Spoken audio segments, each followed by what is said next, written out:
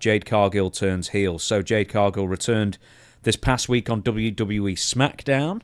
She'd been gone for a month because of that whole Nia Jax thing where Jade Cargill, I don't know if Nia Jax threw her too hard or Jade Cargill just didn't get her hands up, but she got a massive laceration. You could see her brain practically through this huge cut on her head. She, laudably, she continued the match and everything, but after that she took a month off. And she's just come back. And then Cargill helped even odds for Tiffany Stratton after she was being attacked 2-on-1. Then she raised Tiffany Stratton's arm. And I think you and me and Stevie Wonder and everybody else could see where this one was going. Jade Cargill attacks Tiffany and then turns heel in the process. So what do you think of this then? Jade Cargill's finally a heel. Well, I think she should have, being a heel is the art form. She may be a good heel, and she might not be a good heel. She was a heel that night when she turned on Tiffany, big heel. But being a heel is a little bit more complex than just people booing you. But in watching her, I could see, I said, well, I think she might need to. It looked like her and what's the other girl's name? She had the little deal. What was her name? Bianca Belair or Bianca. Yeah. I think Bianca was doing all she could do to give the spotlight to the girl, but she needed to be a heel. But now that she's a heel, let's see how she does. Now, the old wisdom, correct me if I'm wrong, Dutch, is that if somebody's inexperienced, they need to start as a babyface because, as you say, a heel is more difficult and multifaceted. And why do they need to start as a babyface? Tell me, I don't know.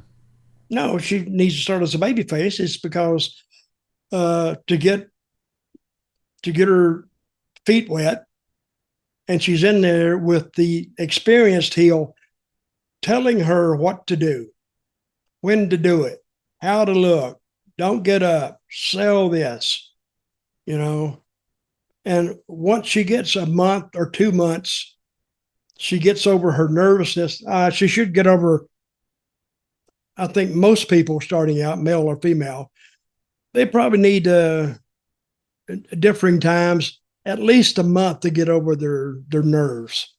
And when somebody is talking to them and got control of it, all you got to do is follow their instructions. And then when you come back, then you get a grade from the agent, you get a grade from your opponent. How'd you do? How'd I do? And then she learns that way, or they learn that way. But they need to start as a babyface and then kind of morph their way over into being a heel. Now they got a little bit of ring time, quarterbacks, they call it getting the reps, just going through the motions.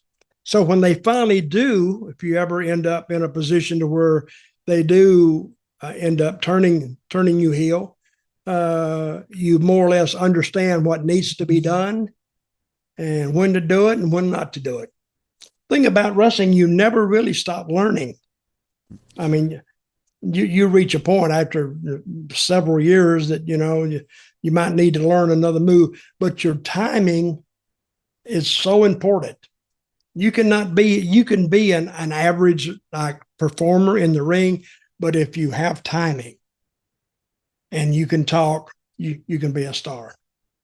Is it even the case anymore with heels and baby faces calling matches? Because in WWE and NXT, they work out the match for hours on end beforehand. Yep. And then the referee in the back tells them what to do every step of the way anyway.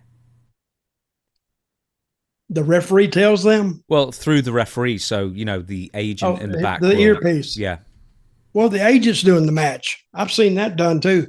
But he only does that with the guys that, a lot of the older guys say, hey, you're not telling me what to do. I'll do what I want to do.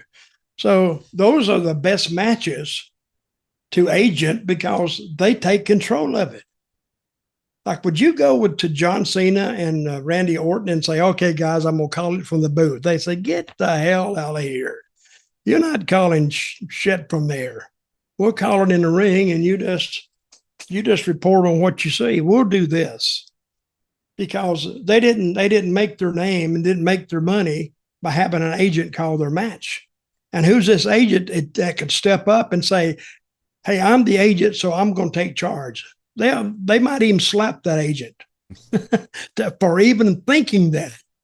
So, and put yourself in their position. If you was Randy Orton, would you trust your career with an agent? No, I wouldn't either. And they're not going to do it either.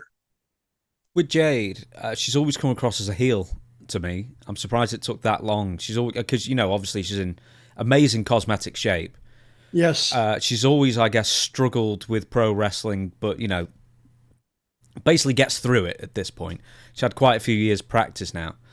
But she's always had that air of, at least on camera, at least, you know, in the arena, as someone who feels they're better than everybody else.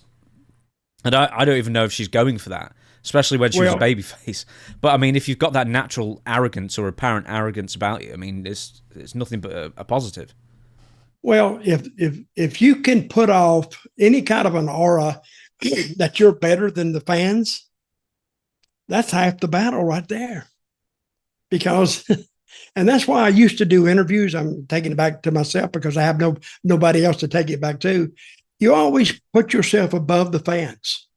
They're like little lowly people, and where you're up in the stratosphere.